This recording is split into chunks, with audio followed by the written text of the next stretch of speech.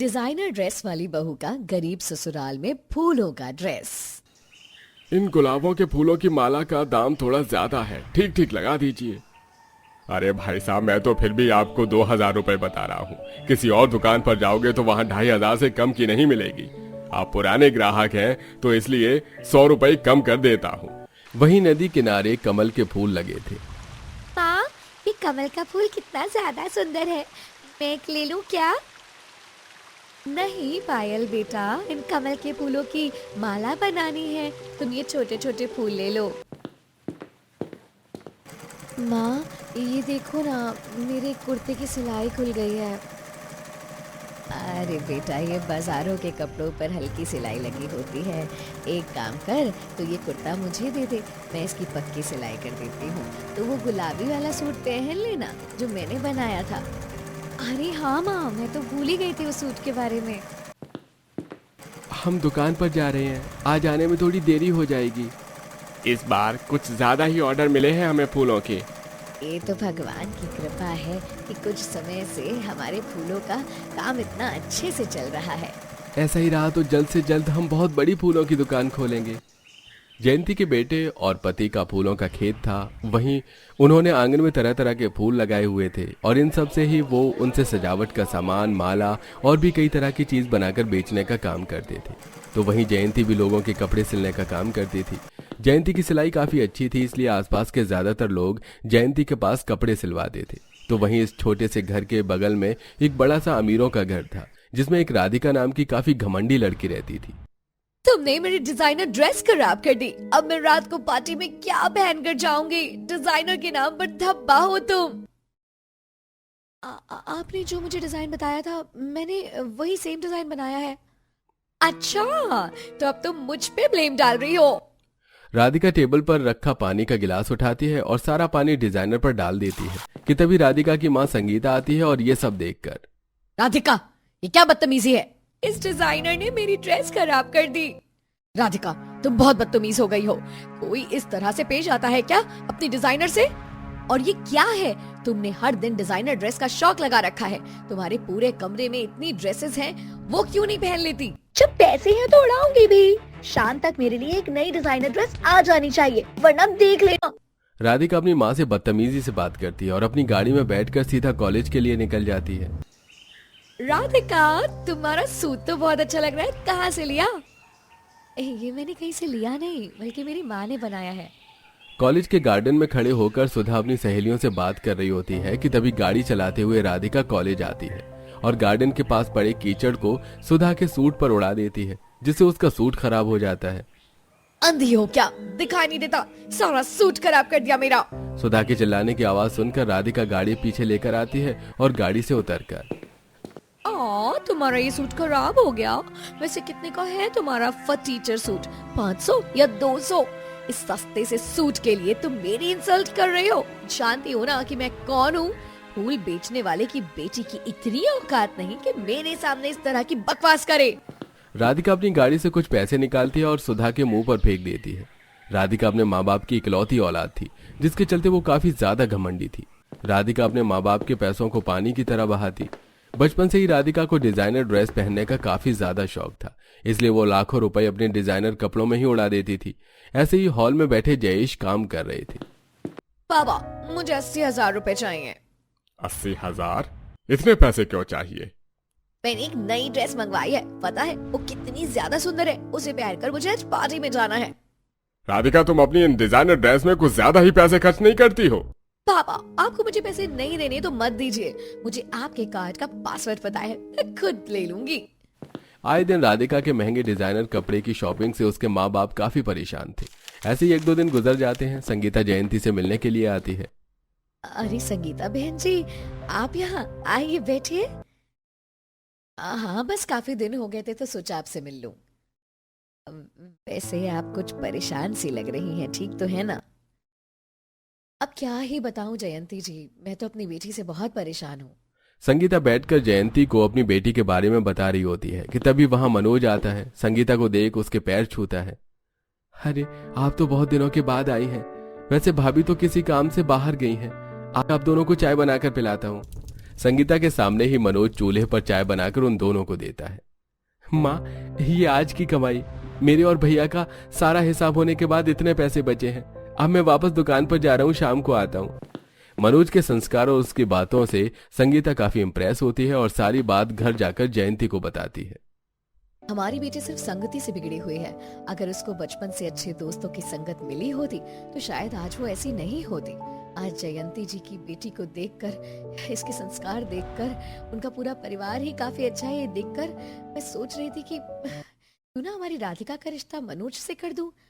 क्या पता उनके परिवार में रहकर हमारी राधिका में भी कुछ अच्छे गुण आ जाए। संगीता, मैं तुम्हारी बात से सहमत हूँ, लेकिन उन लोगों की फाइनेंशियल स्टेटस तो हमें पता ही है। हमारी बेटी उन्हें कच्चा चबा जाएगी। इसीलिए मैं चाहती हूँ कि राधिका की शादी वहीं हो, ताकि वो भी उन लोगों की तरह एडजस्टमेंट करना सीखे और पैसों की वैल्यू भी जाने। जब ये बात संगीता जयंत राधिका को बताते हैं तो मैं उस गरीब परिवार में कभी शादी नहीं करूंगी। जबरदस्ती की तो मैं छोड़कर चली जाऊंगी घर। शौक से जाओ, लेकिन एक बात याद रखना, फिर मैं तुम्हारे सारे अकाउंट ब्लॉक कर दूंगा और तुम्हें सड़क पर भीख मांगनी होगी। ये बात सुनकर राधिका काफी डर जाती है, तो वहीं संगीता भी जयंती और उसके परिवार को इस रिश्ते के लिए मना लेती है। वहीं दूसरी तरफ राधिका अपने बॉयफ्रेंड आशुतोष को सारी बात बताती है। तुम कर लो शादी। जब से हम दोनों मिले हैं तब से अपने डिजाइनर ड्रेस में तुमने मेरे पैसे बहुत उड़ा दिए हैं। शादी से पहले ही इतने खर्चे करवा रही हो, शादी के बाद तो मुझे कटोरा लेकर मंदिर के बाहर बैठना होगा। जो लड़का मेरी ड्रेस का पैसा खर्च नहीं कर सकता, उससे शादी क्यों करूंगी। अपने बॉयफ्रेंड से ब्रेकअप कर राधिका अपनी फ्रेंड रिया के घर आती है और बैठती है। तो तू कर ले उस गरीब से शादी। तेरा दिमाग तो नहीं खराब हो गया है यार? तेरा कोई अमीर बॉयफ्रेंड या हस्बैंड तेरे टैंट्रम तो नहीं झेल सकता, लेकिन अगर तेरा होने वाला पति गरीब होगा तो तेरी उंगलियों पर नाचेगा। और तेरा मायका भी तो बिल्कुल बगल में है। अरे हाँ, ये तो मैंने सोचा ही नहीं। राधिका शादी के लिए हाँ कर देती है। राधिका की होने वाली दर्जी सास संगीता के लिए अपने हाथों से शादी का जोड़ा बनाती है, लेकिन शादी के दिन राधिका अपना डिजाइन करवाया हुआ ही शादी का लहंगा पहनती है और मंडप में बैठती है। जी, ये राधिका ने तो कटा फिटा लहंगा पहना है, आपका दिया हुआ तो पहना नहीं। राधिका को डिजाइनर कपड़े पहनने का ज्यादा शौक है और मेरा बनाया हुआ लहंगा भी तो इतना सिंपल था। शादी के बाद राधिका अब ससुराल आती है और अब जब वो अपने कमरे में जाती है तो ये कैसा माचिस के डिब्बे जितना बड़ा कमरा है, इससे बड़ा तो मेरा कमरा है, मैं यहाँ नहीं रहूंगी। राधिका, ये तुम क्या कह रही हो? बहू, क्या हुआ? तुम्हारे चिल्लाने की आवाज बाहर तक आ रही है। कैसा कमरा दिया है आप लोगों ने मुझे? मैं यहाँ नहीं रह सकती, मैं जा रही हूँ अपने मायके, वहीं रहूंगी। बहू, तुम्हारी शादी हो चुकी है, अब यही घर तुम्हारा है। राधिका अपने ससुराल वालों की एक नहीं सुनती और सीधा अपने मायके आ जाती है, लेकिन राधिका के माता पिता उसे घर में रहने से मना कर देते हैं। मैं आपकी बेटी हूँ, आप लोग मेरे लिए अपने घर में आने को कैसे मना कर सकते हैं? तो तुम हमारी ही बेटी हो, लेकिन ये घर अभी हमारे नाम पर है, इसीलिए हम इस घर में उसे ही रखेंगे जिसे रखना चाहेंगे। राधिका गुस्से में अपने मायके से बाहर आती है, तभी उसे एक मैसेज आता है जिससे उसे पता चलता है कि उसके सारे क्रेडिट कार्ड ब्लॉक हो गए हैं और अकाउंट में एक भी पैसा नहीं बचा और मजबूरन राधिका को न चाहते हुए भी अपने गरीब ससुराल में ही रहना पड़ता है।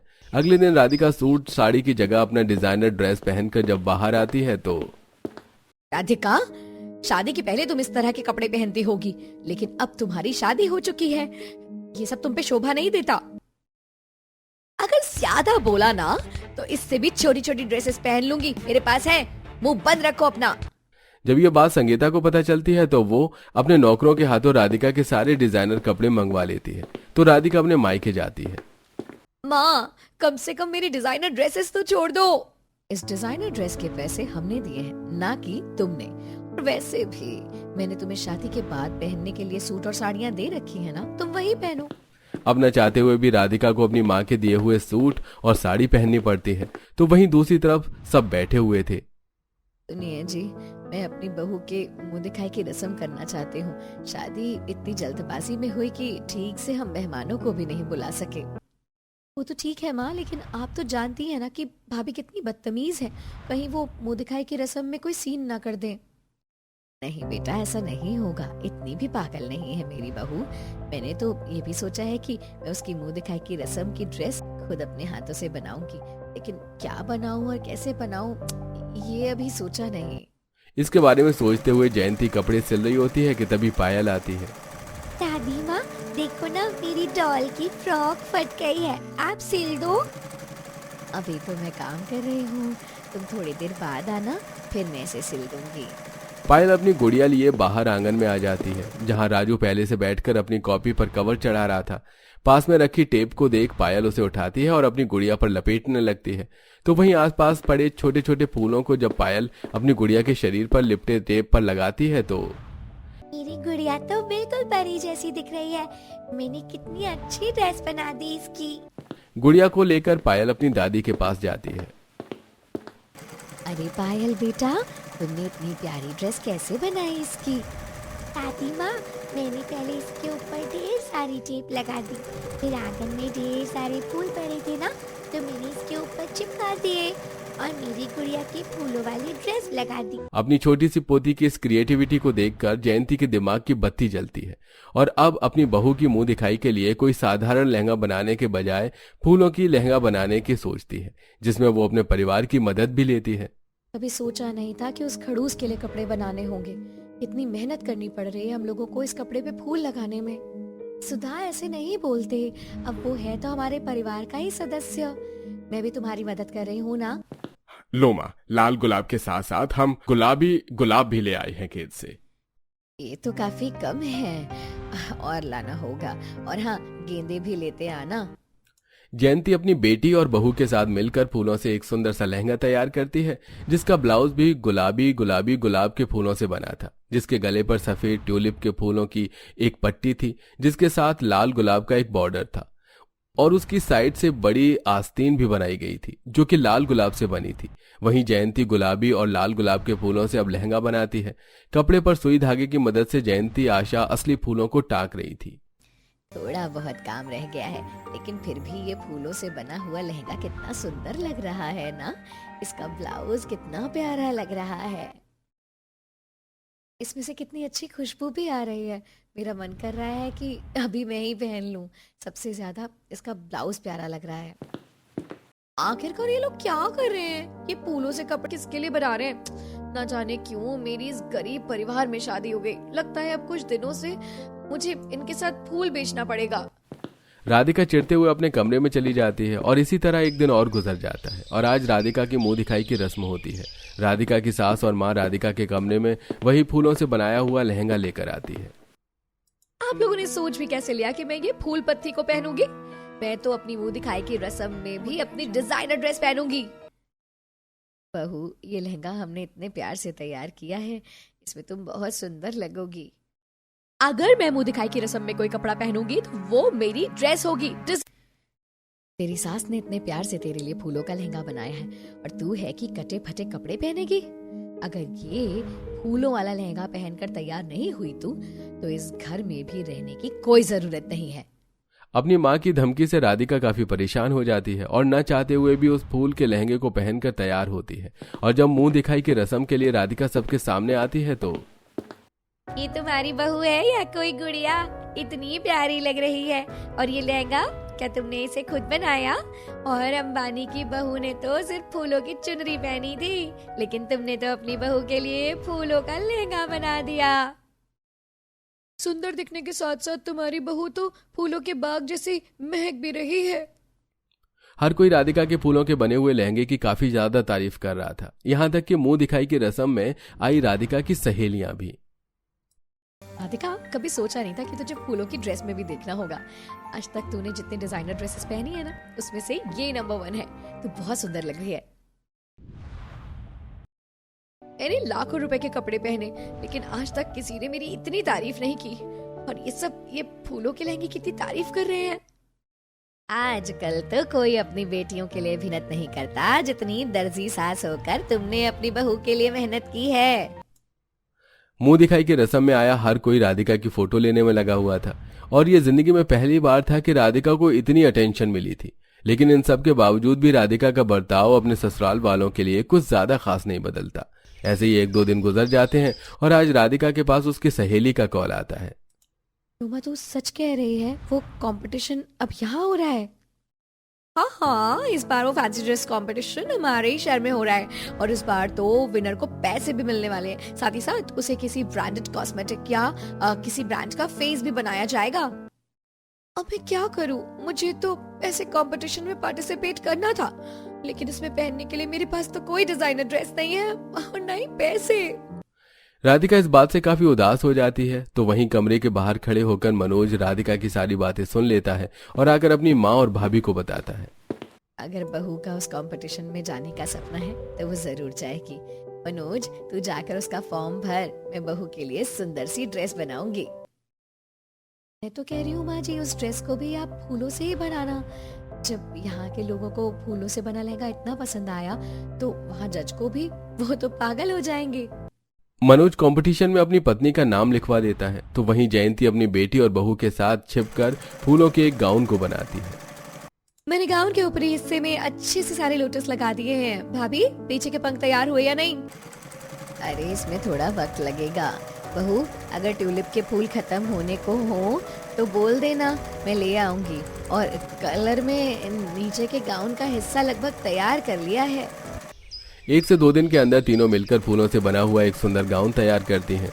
जहां गाउन का ऊपरी हिस्सा लोटस से बना हुआ था तो वहीं नीचे की तरफ अलग अलग तरह के ट्यूलिप लगे हुए थे और पीछे के हिस्से में आशा ने कुछ अलग अलग फूलों से परियों की ड्रेस जैसे पंख बनाकर लगा दिए थे।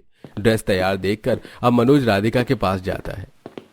तुम्हें तैयार नहीं होना क्या? आज तुम्हारा फैंसी ड्रेस कॉम्पिटिशन है। तुम्हें कैसे पता चला आज फैंसी ड्रेस कंपटीशन है? और भला मैं क्यों तैयार हूँ? मैंने थोड़ी ना इसमें पार्टिसिपेट लिया है और मेरे पास कोई ड्रेस भी नहीं है। तुम यहाँ क्या मेरा मजाक उड़ाने आए हो? फैंसी ड्रेस कंपटीशन में तुम्हारा नाम तो कब का लिख चुका है और रही ड्रेस की बात तो तुम उसकी फिक्र मत करो।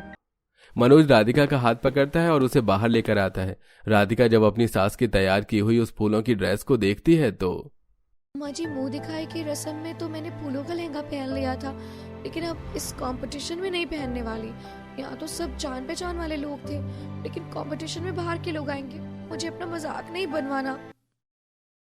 फैंसी ड्रेस कंपटीशन का मतलब ये थोड़ी ना है कि हम महंगी महंगी डिजाइनर कपड़े ही पहने। हाँ, इसका मतलब तो ये है कि हम सबसे हटकर कपड़े पहने। एक बार तुम ये पहन कर तो देखो, मुझे यकीन है तुम ही जीतोगी। अपनी सास के कहने पर आखिरकार राधिका उस फूलों के गाउन को पहनकर अच्छे से तैयार हो जाती है। चाची, देखो मैंने आपके लिए फूलों का टियारा भी तैयार किया है और ये हाथों के लिए ब्रेसलेट भी। आप इसे पहनकर बहुत अच्छी लगोगी। टियारा, ब्रेसलेट आशा राधिका को पहना देती है और अब राधिका उन फूलों के बने गाउन को पहनकर स्टेज पर आती है। Unpredictable, I can not believe it कि कोई इस तरह की ड्रेस भी पहन सकता है। अब तक जितने भी कंटेस्टेंट आए वही घिसे पुटे पुरानी डिजाइन के कपड़े पहने, लेकिन आपका ये फूलों का गाउन तो सबसे यूनिक है। क्या आपने इसे खुद बनाया है? इसे मेरी मदर इन लॉ ने बनाया है। रियली?